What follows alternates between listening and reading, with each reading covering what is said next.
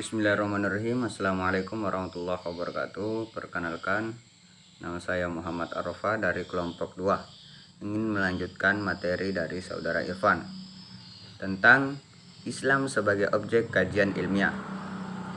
Selanjutnya membahas tentang kajian terhadap sejarah. Sejarah mencatat kondisi kebesaran Islam berkat kemajuan ilmu pengetahuan dan teknologi, di mana pada waktu itu dunia Islam menjadi kiblat perkembangan ilmu pengetahuan dan teknologi di dunia. Namun, sangat memilukan bahwa masyarakat Indonesia yang religius dewasa terhimpit dalam himpitan krisis yang terbelakang dalam berbagai aspek kehidupan. Menurut Siddiq Ghazalbah, sejarah adalah gambaran masa lalu tentang manusia dan sekitarnya. Dan adapun menurut dari sambungan iya. Adapun peradaban menurut ahli antropologi Dehan mengatakan bahwa peradaban adalah seluruh kehidupan sosial, politik, ekonomi, dan ilmu teknik. Menurut Dr. Randa Samsul Munir Amin MA berpendapat yang dikutip dari Ahmad Al-Usairi dalam At-Tarikh Al-Islami menyebutkan periodisasi sejarah Islam secara lengkap.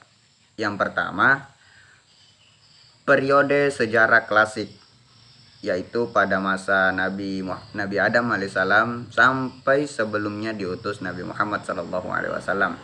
Dan yang kedua ada periode Rasulullah SAW, yaitu pada tahun 570 Masehi sampai 632 Masehi.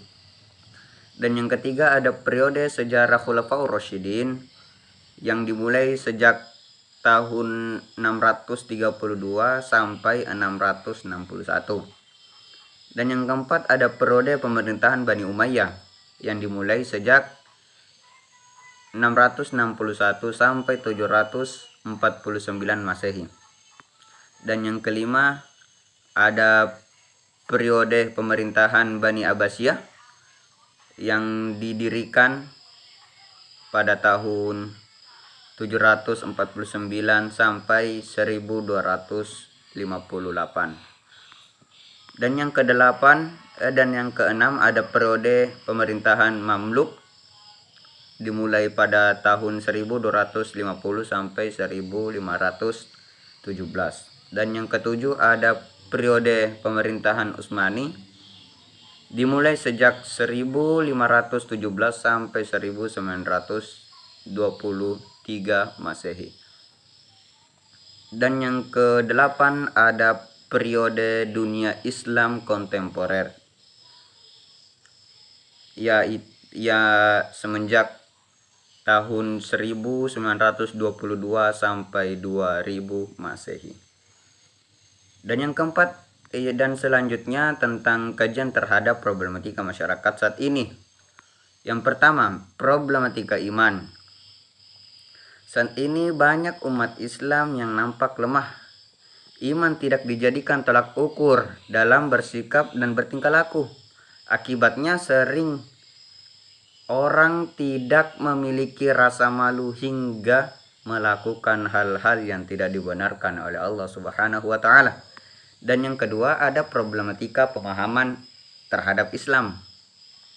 Pemahaman Islam yang baik adalah pemahaman yang disandarkan oleh Al-Quran dan As-Sunnah yang sahih, sehingga Islam dapat dipahami secara kamil dan syamil. Dan yang ketiga ada problematika politik. Dan yang keempat ada problematika ekonomi.